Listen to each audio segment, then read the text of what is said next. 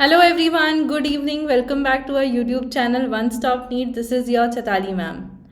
तो यहाँ जो रिवीजन सीरीज़ में हमने स्टार्ट किया था कोऑर्डिनेशन कंपाउंड, और आज उसी का हम नेक्स्ट टॉपिक पढ़ने वाले हैं, that is isomerism in coordination compounds.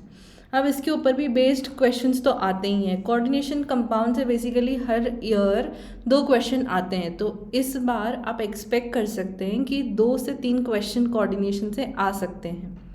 ठीक है, तो हमने IUPAC नॉमेनक्लेचर तो पढ़ लिया था, उसके जनरल डेफिनेशन टर्म्स पढ़ लिए थे। अब हम आते हैं isomerism in coordination compounds. Isomerism हम किसको कहते हैं? तो आइसोमेरिज्म तो आपने पढ़ा है ऑर्गेनिक केमिस्ट्री में, हर जगह हम पढ़ते हैं कि ऐसे कंपाउंड, ऐसा फिनोमेना जहाँ पर कंपाउंड के केमिकल फॉर्मूला सेम होते हैं। अब क्योंकि हम यहाँ पर बात कर रहे हैं इनकी कोऑर्डिनेशन कंपाउंड्स की, तो कोऑर्डिनेशन कंपाउंड्स में क्या होगा? मेटल होगा, साथ में लीगेंड होगा, उन लीगेंड के नंबर होंगे। तो यही एक आइसोमेरिज्म हम कहाँ देखेंगे?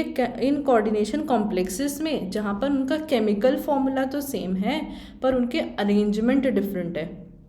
कैसे अरेंज किए गए हैं, किस टाइप से है, वो वाला देखना है। तो यहाँ पर जो हमारे लिए इम्पॉर्टेंट है मेनली, वो 2 टाइप के आइसोमेरिज्म है। एक होता है स्टीरियो और दूसरा है structural.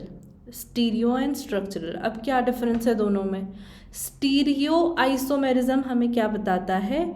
Different special arrangement. Special arrangement मतलब क्या हुआ कि अगर आप किसी भी मेटल के अराउंड लीगेंड को अरेंज कर रहे हैं, तो वो लीगेंड 3 डायमेंशनल स्पेस में किस तरीके से चेंज हो रहा है, उनका अरेंजमेंट हम कैसे चेंज कर सकते हैं, दैट इज स्टीरियो आइसोमेरिज्म।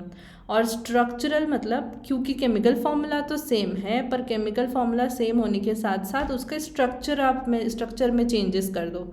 तो यहाँ पर अगर हम जनरल डेफिनेशन देखेंगे तो क्या है? Stereoisomerism, they have same molecular formula but different arrangement. अब डिफरेंट अरेंजमेंट कहाँ? 3D स्पेस में अगर हम इनकी डिफरेंट अरेंजमेंट देखें तो वहाँ पर चेक करते हैं। और स्ट्रक्चरल का मतलब क्या होता है? They have different in their linkages और distribution of ligand around centre metal atom. मतलब अगर आपको कोई मेटल दिख रहा है और आपने उसके लीगेंड को ऐसे अरेंज किया है, अब आपको ये अरेंजमेंट सही नहीं लग रहा, आपने उसका स्ट्रक्चर चेंज कर दिया, किसी और कॉम्प्लेक्स से चेंज कर दिया, तो वहाँ पर आ जाता है हमारा स्ट्रक्चरल आइसोमेरिज्म। ठीक है, अब हम आते हैं, जब अब हम इसको डीपली पूरा स्टडी करते हैं, तो स्टीरियो आइसोमेरिज्म जैसे हमने कहा कि डिफरेंस इन अरेंजमेंट कहाँ पर? 3D स्पेस में। तो जो हमने कोऑर्डिनेशन नंबर निकालना सीखा था, राइट? कोऑर्डिनेशन नंबर क्या होता है? लीगेंड कितने जुड़े हुए हैं, या कोई भी कॉम्प्लेक्स के अंदर लीगेंड ने कितने एटम डोनेट करे हैं, कितने इलेक्ट्रॉन पेयर डोनेट करे हैं, ये होता है कोऑर्डिनेशन नंबर।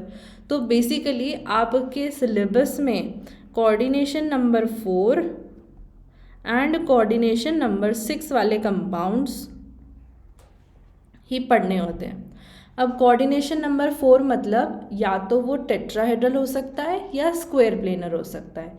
अब ये coordination number 4 tetrahedral square planar कैसे पता चलेगा?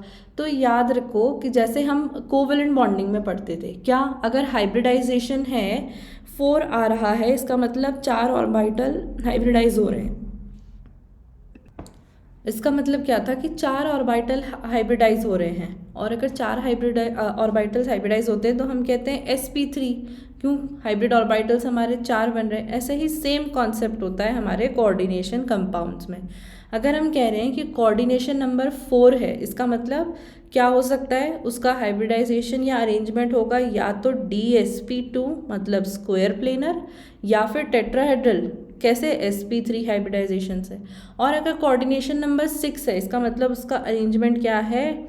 D2sp3, और D2sp3 का शेप हम क्या कहते हैं? ऑक्टाहेड्रल। तो ये मेन आपको पढ़ने हैं, coordination number 4 and coordination number 6। ठीक है, सबसे पहले मैं लेती हूँ कोऑर्डिनेशन नंबर 6 वाले कंपाउंड्स, ज्योमेट्रिकल ऑक्टाहेड्रल। अब इसमें ना बहुत इजी तरीका मैं एक बताती हूँ। कोऑर्डिनेशन नंबर 6 आपको निकालना पता है। लीगेंड्स देखोगे, अगर 6 है, बाइडेंटेट है, मोनोडेंटेट है, कोऑर्डिनेशन नंबर देख सकते हो। अब बहुत इजी तरीका, क्या? इस स्ट्रक्चर को याद रखो कि ऑक्टाहेड्रल हम बनाते कैसे हैं। तो जनरली आप जब जैसे लिखते हैं, आप कैसे लिखते हैं? ये होगा मेटल, आप एक बनाएंगे स्क्वायर प्लेन और दो एक्सियल होते हैं, दो जो बॉन्ड होते हैं वो एक्सियल होते हैं। तो बेसिकली ये जो हमारा ये वाला है ये एक प्लेन बनाता है स्क्वायर, और इसके ऊपर जो एक्सियल बॉन्ड्स हैं ये हमारे यहाँ पर प्रेजेंट होते हैं एज दिस, ऐसे। ये है बेसिकली एन ऑक्टाहेड्रल स्ट्रक्चर। तो ये आप बना सकते हैं, एक जनरल ऑक्टाहेड्रल स्ट्रक्चर तो बना सकते हैं, राइट। अब हम इसमें देखते हैं डिफरेंट अरेंजमेंट कि अगर लिगेंड किस तरीके से चेंज हो रहा है तो ज्योमेट्रिकल आइसोमेरिज्म कैसे मिलेगा। तो ज्योमेट्रिकल आइसोमेरिज्म में हमने ये ज़रूर देखा था कि ये सिस और ट्रांस दो टाइप का बनाता है। ज्योमेट्रिकल आइसोमेरिज्म दो होते हैं, या तो सिस हो सकता है या ट्रांस। सिस आप कब कहते हैं, जब कोई भी लिगेंड जिसको आप देख रहे हैं वो होगा सेम साइड में, उसे कहेंगे हम cis for same and trans for different. अगर उनका साइड डिफरेंट हो जाए तो उसे हम कहते हैं ट्रांस, ठीक है। अब सबसे पहला केस देखिए, ML6। ML6 का मतलब क्या हो गया, क्या मेरे पास एक मेटल है और 6 लिगेंड है, तो इसको मैं क्या करूँगी, अरेंज करूँगी कैसे। पहले आप बनाएंगे एक स्क्वायर प्लेन और उसके बाद आपको चाहिए क्या, एक्सियल बॉन्ड्स, ये बनाया। अब यहाँ से देखो, किसी भी एक लिगेंड को अगर मैं सिलेक्ट करूँ, किसी भी एक लिगेंड को मैं सिलेक्ट करूँ और इसको उठाकर कहीं पर भी रख दूँ, यहाँ रखूँ, यहाँ रखूँ, यहाँ लेके जाऊँ, किसी भी जगह पर रिप्लेस कर दूँ, तो मुझे सेम ही अरेंजमेंट मिलेगा।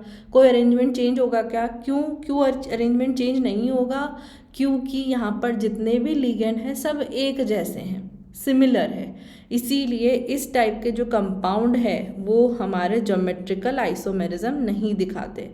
क्यों नहीं दिखाते, क्लियर हुआ, क्योंकि यहाँ पर डिफरेंट अरेंजमेंट हमें नहीं मिलेगा, डिफरेंट अरेंजमेंट नहीं मिलेगा। तो इस टाइप के कोई भी कंपाउंड अगर आपके पास में आ जाए वो हमारा ज्योमेट्रिकल आइसोमेरिज्म नहीं बनाते। फिर नेक्स्ट देखो ML5X, इसका मतलब क्या हुआ, ML5 मतलब दो लिगेंड है यहाँ पर, एक है L और दूसरा है X। अब इनको अरेंज करते हैं। तो सबसे पहले आप क्या करेंगे, स्क्वायर बनाएंगे, उस स्क्वायर में एक L and then this L and X, correct. अब इस X को मैं कहीं पर भी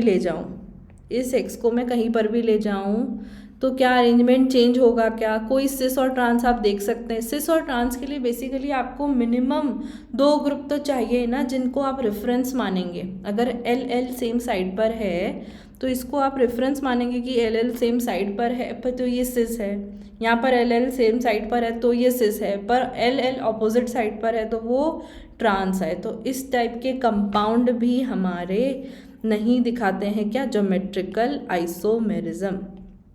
तो ML5X इस टाइप के कोई भी कोऑर्डिनेशन कंपाउंड हमारा नहीं दिखाता है। नेक्स्ट देखो ML4X2। अब यहाँ पर क्या हो गया, हमने क्या करा, अब एक चीज़ तो आप यहाँ पे नोटिस कर रहे होगे कि हमने कोऑर्डिनेशन नंबर 6 ही रखा है। पहले क्या था, 6 लिगेंड एक जैसे, होमोलेप्टिक कॉम्प्लेक्स। तो सबसे एक अच्छी पॉइंट यहाँ पर आप क्या लिख सकते हो कि ज्योमेट्रिकल आइसोमेरिज्म होमोलेप्टिक कॉम्प्लेक्सेस में नहीं देखने को मिलता है, होमोलेप्टिक कॉम्प्लेक्सेस में नहीं देखने को मिलता है, ठीक है। कोऑर्डिनेशन नंबर क्या अभी भी 6 ही है, हाँ, 5 और X 6 है। अभी देखिए 4 और 2, क्या यहाँ पे भी कोऑर्डिनेशन नंबर 6 है, सेम ही है। अब इसको अरेंज करके देखते हैं। तो यहाँ पर हमारे पास क्या है, या तो X अलग है और L4। तो पहले मैं क्या करूँगी अरेंजमेंट, पहले मैं लूँगी M, ठीक है। उसके बाद मैं क्या लिखूँगी, सबसे पहले स्क्वायर बनाते हैं हम।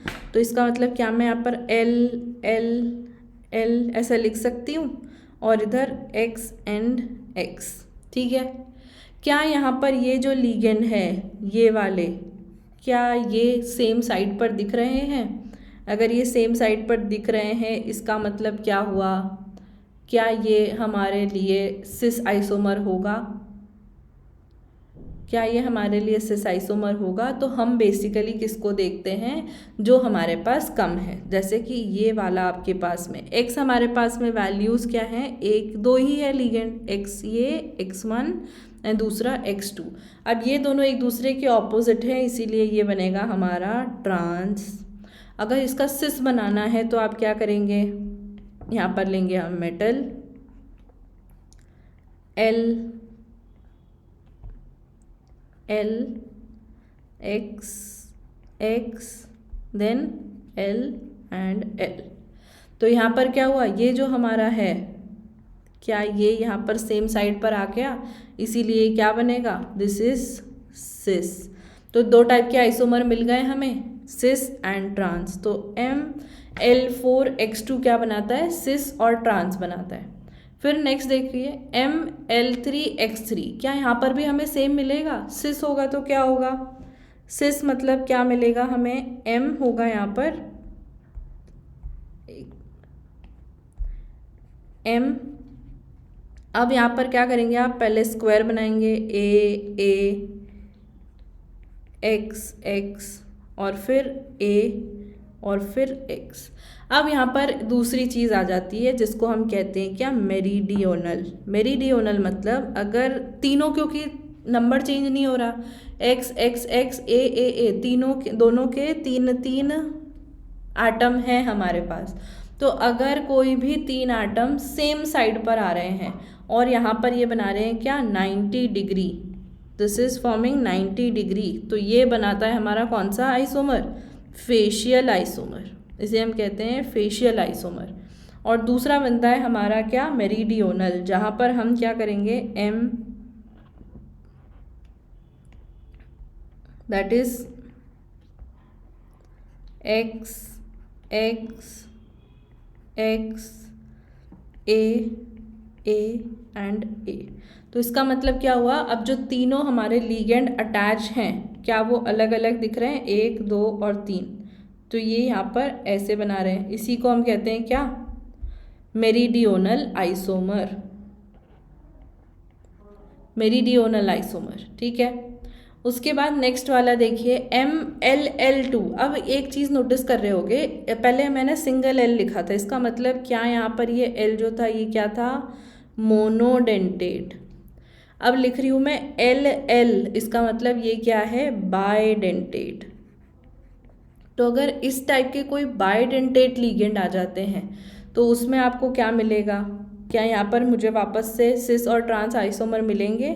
तो यहाँ देखिए ये है मेटल, पहले हम क्या बनाते हैं, स्क्वायर प्लेनर और उसके बाद एक्सियल बॉन्ड्स, ठीक है। अगर बाइडेंटेट लिगेंड, इसका मतलब दो बॉन्ड बना रहा होगा, तो क्या मैं इथिलीन डायमीन को यहाँ बना दूँ और सेम इथिलीन डायमीन को यहाँ बना दूँ, दो बॉन्ड बन गए, और साथ में Cl एक यहाँ पर और एक यहाँ पर। अब क्योंकि ये पूरा एक तरफ है ना, सेम साइड, यहाँ दिख रहा है ये En ये En सेम साइड, या Cl Cl सेम साइड, इसीलिए इसको कहते हैं हम सिस आइसोमर, सिस आइसोमर। और अगर मैं ट्रांस की बात करूँ तो कैसे बनेगा,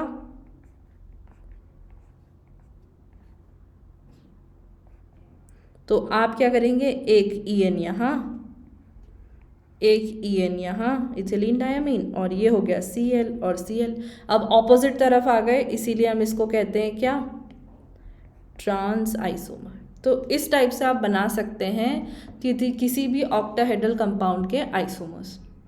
नेक्स्ट देखिए, अगर ज्योमेट्रिकल आइसोमर है इन टेट्राहेड्रल और स्क्वायर प्लेनर सब्सटेंसेस। अब टेट्राहेड्रल में कभी भी हमें देखने को नहीं मिलेगा, क्यों, सेम रीज़न, क्योंकि आप वहाँ पर कोई भी अरेंजमेंट कर दीजिए सेम ही कंपाउंड मिलेंगे हमें टेट्राहेड्रल में। और स्क्वायर प्लेनर में भी कहाँ नहीं मिलेगा, MA4, क्यों, क्योंकि ये क्या हो गया, होमोलेप्टिक है, दिस इज़ होमोलेप्टिक कॉम्प्लेक्स, तो उसमें भी हमें देखने को नहीं मिलता है। फिर MA3B, इसमें भी हमें देखने को नहीं मिलता है। तो यहाँ पर जो हमारे लिए केसेस हैं वो ये तीन केस हैं जो बहुत easy, again same. Square planar हम कैसे बनाते हैं, स्क्वायर प्लेनर बनाने के लिए आपको क्या करना है, एक मेटल और 4 लिगेंड एक ही प्लेन में अरेंज करना है, this is square planar substance. तो आपको बस ऐसे ही अरेंज करते जाना है। तो पहला वाला देखते हैं, मेटल है, दो लिगेंड है L2 और X2, दो अलग अलग लिगेंड है, ठीक है। पहले आप क्या करो, 4 बॉन्ड बनाएंगे, L L X और X, दूसरा M, दूसरा L X X and L, ठीक है। क्या यहाँ पर ये सिस और ट्रांस बनेगा, दिस इज सिस और दिस इज ट्रांस। क्यों? यहाँ देखिए x और x सेम साइड पर है, l और l सेम साइड पर है। x और x ऑपोजिट हैं बट l और l भी ऑपोजिट हैं, तो इसका मतलब क्या है, ये सिस और ट्रांस। अब दूसरा, अगर हम बात कर रहे हैं MLYX2, इसका मतलब 3 लीगेंड आ गए, अलग अलग 3 लीगेंड। तो अब आप किसको देखेंगे, जो नंबर हमारे पास है। क्योंकि हमारे पास NH3 के 2 हैं, तो हम उस अमोनिया मॉलिक्यूल को देखेंगे कि अमोनिया वाला लीगेंड अगर सेम साइड पर है तो सिस और ऑपोजिट साइड पर है तो ट्रांस। क्यों? क्योंकि 2 है उसके लिए। तो आप क्या बनाएंगे, एक है M, अगर X L Y ये आता है तो ये बनेगा हमारा सिस, और दूसरा है हमारा MX L एंड Y, तो ये बनेगा हमारा क्या, ट्रांस। क्यों? क्योंकि X ऑपोजिट डायरेक्शन में है और यहाँ XX सेम डायरेक्शन में है, सेम साइड पर है। ये देखिए, दिस इज ट्रांस। अब एक बहुत इंपॉर्टेंट आता है MLYXA। क्या? यहाँ पर 4 अलग अलग ले लिए मैंने, तो अब इसको आप कैसे देखोगे? तो इसके लिए आपको क्या करना है, आप लेंगे एक मेटल, यहाँ पर आप बनाएंगे, एक होगा L, दूसरा होगा X, फिर होगा Y और फिर होगा हमारा A। ठीक है, ये बन गया। अब इस A को क्या करिए, इस A को हम कर देते हैं फिक्स। इस A को मैं मूव नहीं करूँगी और बाकी एटम्स को रोटेट करते जाइए। जैसे कि ये बना M, A तो फिक्स है, A एक जगह पे ही रहेगा। दूसरा एटम, अगर मैं इस मॉलिक्यूल को पूरा रोटेट कर दूं तो क्या Y यहाँ पर आएगा, क्या L यहाँ पर आएगा और क्या X यहाँ पर आएगा? ठीक है, फिर से रोटेट कर दूं तो क्या होगा, A X Y and L। तो हमने क्या देखा, एक को हमने रखा कांस्टेंट, तो यहाँ देखो Y X क्या है, सेम साइड पर आ रहे हैं। क्या यहाँ पर भी X और Y सेम साइड पर आ रहे हैं? इसका मतलब हमें यहाँ पर क्या मिलेंगे, 2 सिस आइसोमर मिलेंगे और एक ट्रांस मिलेगा। क्यों? क्योंकि X और Y हो गया हमारा ऑपोजिट डायरेक्शन में। तो अगर 4 अलग अलग लीगेंड जुड़े हुए हैं तो आपको क्या मिलेगा, 2 सिस और एक ट्रांस। अब इसका नेक्स्ट टाइप देखिए, ऑप्टिकल आइसोमर। ऑप्टिकल आइसोमेरिज्म हम किसको कहते हैं कि कोई भी कंपाउंड एक तो होना चाहिए नॉन सुपर इम्पोजिबल, जैसे ये दोनों हाथ हमारे एक के ऊपर आप एक रखेंगे तो these are non superimposable. Superimpose करना मतलब एक के ऊपर एक पूरा मिरर इमेज जैसा बन जाए, क्या ये नॉन सुपर इम्पोजिबल है? पर अगर आप इसको रोटेट कर दो तो ये सुपर इम्पोजिबल है। तो हमें क्या चाहिए, ऑप्टिकल रोटेशन के लिए कोई भी कंपाउंड को नॉन सुपर इम्पोजिबल होना चाहिए और प्लेन ऑफ सिमेट्री नहीं होना चाहिए। अगर प्लेन ऑफ सिमेट्री है उसमें तो वो ऑप्टिकल रोटेशन नहीं दिखाएगा या ऑप्टिकल आइसोमेरिज्म नहीं दिखाएगा। ठीक है, तो इसीलिए हमारा सबसे पहला स्क्वायर प्लेनर कॉम्प्लेक्सेस हट जाता है। क्यों हट जाता है? क्योंकि यहाँ पर आ जाता है हमारा सिमेट्री, है ना, सिमेट्री है। तो optical isomer square planar complexes नहीं दिखाते हैं। फिर ऑक्टाहेड्रल कॉम्प्लेक्सेस अगर दिखाएंगे तो उसमें सिस आइसोमर हमारा ऑप्टिकली एक्टिव होता है बट ट्रांस इनएक्टिव होता है। क्यों ट्रांस इनएक्टिव होता है? क्योंकि प्लेन ऑफ सिमेट्री आ जाती है। इसीलिए सिर्फ जो सिस आइसोमर है वो ही अपना एक ऑप्टिकल आइसोमर बताएगा। ठीक है, तो total number of stereo isomers अगर पूछा जाए तो आप क्या करेंगे, optical isomer by 2 and plus geometrical isomerism. दूसरा आता है हमारा स्ट्रक्चरल आइसोमर्स। स्ट्रक्चरल आइसोमर्स जैसे मैंने कहा कि डिफरेंट डिफरेंट स्ट्रक्चर्स हैं। अब इसमें नाम पर फोकस करते जाते हैं। सबसे पहला है आयोनाइजेशन आइसोमेरिज्म। आयोनाइजेशन मतलब आयंस के ऊपर फोकस है। अगर इंटरचेंज हो रहा है आयंस का, कौन से आयंस का, एनायंस का, तो 2 कोऑर्डिनेशन कॉम्प्लेक्सेस हैं आपके पास, इस वाले कॉम्प्लेक्स पर फोकस करिए। ये क्या है, CONH3SO4Br2। सबसे पहले देखो अनायन क्या है, क्या यहाँ पर सल्फेट अनायन है और ब्रोमीन भी है। तो अगर मैं ब्रोमीन को अंदर लेकर आऊँगी और सल्फेट को बाहर कर दूँगी तो क्या यहाँ पर आइसोमेरिज्म आया? तो अगर आप फॉर्मूला देखेंगे तो फॉर्मूला सेम है, 2 ब्रोमीन 1 सल्फेट। फॉर्मूला सेम है, बट हमने क्या करा, कोऑर्डिनेशन स्फीयर के अंदर एनायंस का एक्सचेंज कर दिया। वैसे ही अगर मैं यहाँ पर बात करूँ दूसरे एग्जाम्पल की, PTNH3SO4OH, तो क्या यहाँ पर आपको कोई एनायन दिख रहा है? एक तो SO4 तो है ही, साथ में क्या हाइड्रोक्सी आयन भी दिख रहे हैं। तो इसका मतलब अगर मुझे इसका लिखना पड़े आइसोमर, तो आप क्या लिखेंगे, PTNH3OH whole twice and then SO4। ये हो गया हमारा आयनाइजेशन आइसोमर। दूसरा आता है solvate isomerism. Solvate isomerism generally solvent के बेसिस पर दिया जाता है, पर क्योंकि हम यहाँ पर जो हम लिगेंड पढ़ते हैं वो वाटर के लिए पढ़ते हैं, इसलिए इसको हाइड्रेट आइसोमेरिज्म भी कहा जाता है। तो यहाँ क्या होगा, difference in placement of H2O molecule. सिर्फ अगर वाटर मॉलिक्यूल कहीं आपको दिख रहा है तो आप उसका प्लेसमेंट चेंज कर सकते हैं। जैसे यहाँ पर H2O 6 है, इसका मतलब कोऑर्डिनेशन नंबर 6 है। तो अगर इसको मुझे चेंज करना है या आइसोमर बनाना है तो मैंने क्या किया, H2O 5 किया। एक H2O हमने किसके लिए लिखा, हाइड्रेट के फॉर्म में लिख दिया, पर क्योंकि कोऑर्डिनेशन नंबर 6 था तो एक क्लोरीन को मैंने अंदर और डाला कोऑर्डिनेशन नंबर को बैलेंस करने के लिए। ठीक है, उसके बाद नेक्स्ट आता है लिंकेज आइसोमेरिज्म। लिंकेज मतलब कहीं से लिंक बन रहा है।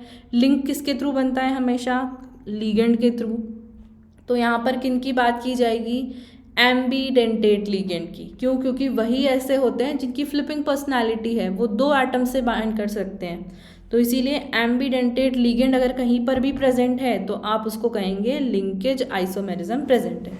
जैसे इस कंपाउंड में एम्बीडेंटेट लीगेंड क्या हमें NO2 दिख रहा है, तो अगर मैं इसका आइसोमर बनाना है तो आप क्या करेंगे, CrNH3 whole twice ONO and then Cl2। तो ये बन गया हमारा दूसरा लिंकेज आइसोमर। फिर आते हैं नेक्स्ट कोऑर्डिनेशन आइसोमेरिज्म पर। तो कोऑर्डिनेशन आइसोमेरिज्म क्या है, नाम से समझ आ रहा है कि 2 कोऑर्डिनेशन कॉम्प्लेक्स होना चाहिए और उनके बीच में अगर मैं एक्सचेंज करा दूँ तो उसे हम कहेंगे कोऑर्डिनेशन कॉम्प्लेक्स आइसोमेरिज्म। तो यहाँ पर हम इंटरचेंज कराते हैं। अब इंटरचेंज कब पॉसिबल है, जब कोऑर्डिनेशन नंबर सेम हो और जो मेटल है उनकी ऑक्सीडेशन नंबर चेंज ना हो, ऑक्सीडेशन स्टेट चेंज ना हो। तो जैसे ये एग्जांपल देखिए, CrNH3 6, अगर मैं यहाँ पर क्रोमियम की ऑक्सीडेशन स्टेट पूछूंगी तो क्या +3 बोलेंगे, और अगर यहाँ कोबाल्ट की मैं पूछूँ तो यहाँ पर भी +3 बोलेंगे।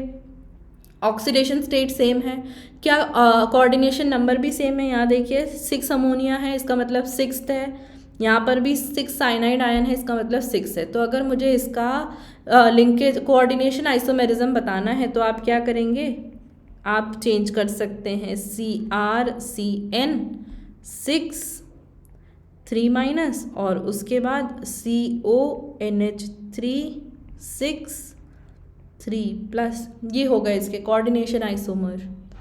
ठीक है, अब इसके ऊपर कुछ क्वेश्चन ट्राई करके देखते हैं। जैसे सबसे पहला क्वेश्चन देखिए, the type of isomerism shown by complex is. अब यहाँ से आपको आइडेंटिफाई करना है कि कौन सा दिखाएगा, तो ऑप्शंस के थ्रू जाते जाइए। ज्योमेट्रिकल आइसोमेरिज्म पॉसिबल है, कोऑर्डिनेशन नंबर 4 है। कोऑर्डिनेशन नंबर 4 में हमने देखा था अगर एक बाइडेंटेट है तो पॉसिबल है, ज्योमेट्रिकल आइसोमेरिज्म पॉसिबल है। कोऑर्डिनेशन आइसोमेरिज्म पॉसिबल है क्या, 2 अलग अलग कोऑर्डिनेशन स्फीयर होने चाहिए कोऑर्डिनेशन आइसोमेरिज्म के लिए, 2 अलग अलग कॉम्प्लेक्स, तो ये वाला पॉसिबल नहीं है। लिंकेज आइसोमेरिज्म के लिए हमें क्या चाहिए, एम्बीडेंटेट लिगेंड चाहिए, ये भी पॉसिबल नहीं है। और उसके बाद आयनाइजेशन आइसोमेरिज्म, आयनाइजेशन आइसोमेरिज्म के लिए हमें कोई ना कोई एनायन चाहिए यहाँ पर बाहर, जिसके थ्रू हम एक्सचेंज कर सकें, तो वो भी पॉसिबल नहीं है। इसीलिए करेक्ट आंसर होगा ए, ज्योमेट्रिकल आइसोमेरिज्म, करेक्ट। फिर नेक्स्ट देखते हैं, number of possible isomers of the complex is. ये एग्जैक्ट सेम एग्जाम्पल हमने पढ़ा, नंबर ऑफ पॉसिबल आइसोमर्स पूछा है। स्ट्रक्चरल आइसोमर्स तो नहीं हो सकते, स्टीरियो हो सकते हैं। स्टीरियो में हमारे पास में ये कौन सा वाला कॉम्प्लेक्स है, क्योंकि कोऑर्डिनेशन नंबर 6 है तो इसका मतलब क्या ये दिखाएगा, स्टीरियो आइसोमर्स दिखाएगा। फिर क्या यहाँ पर हमें दिख रहा है COEN2Cl2, इसका मतलब क्या, मैं इसको ऐसा कर दूँ EN En and then Cl, तो ये होगा ट्रांस।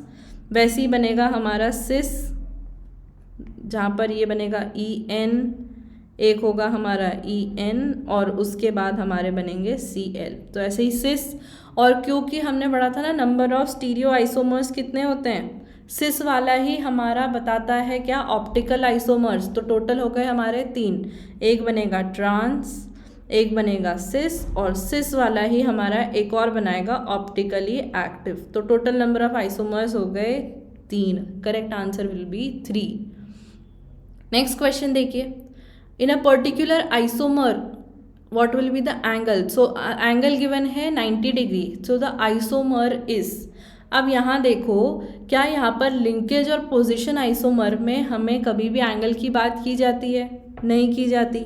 लिंकेज आइसोमेरिज्म में हमें चाहिए क्या, एम्बिडेंटेड लिगेंड, वो है नहीं। पोजीशन आइसोमर्स हम नहीं दिखा सकते क्योंकि हमें बाहर कहीं ना कहीं कोई आयन चाहिए रिप्लेस करने के लिए, ठीक है। ऑप्टिकल एक्टिविटी सिर्फ सिस वाला दिखाता है, ट्रांस नहीं दिखाता, तो यहाँ पर ये भी नहीं हो सकता। सिस आइसोमर ही है जो हमारा 90 डिग्री दिखाता है। अब ये कैसे पता चलेगा, तो क्या यहाँ पर ये कोऑर्डिनेशन नंबर 6 है कॉम्प्लेक्स में, कोऑर्डिनेशन नंबर 6 है, इसका मतलब आप क्या करोगे, आप कैसे अरेंज करते हो, एक बनाते हो प्लेन, इसका मतलब क्या मैं लिख दूँ NH3 NH3 NH3, और फिर एक हम यहाँ पर बनाएंगे। अब क्वेश्चन में गिवन है कि Cl CO Cl bond 90 degree है, इसका मतलब कहीं ना कहीं एक प्लेन है और प्लेन से एक एंगल, एक बॉन्ड ऊपर जा रहा है और एक नीचे जा रहा है। तो अगर इसकी बात करोगे तो यहाँ पर एंगल 90 डिग्री बनेगा ना, इसका मतलब यहाँ पर हमारा Cl यहाँ अरेंज है, Cl यहाँ अरेंज है, और ये वाला जो एंगल है दैट इज़ 90 डिग्री। तो इसीलिए क्या होगा, cis isomer is the correct answer.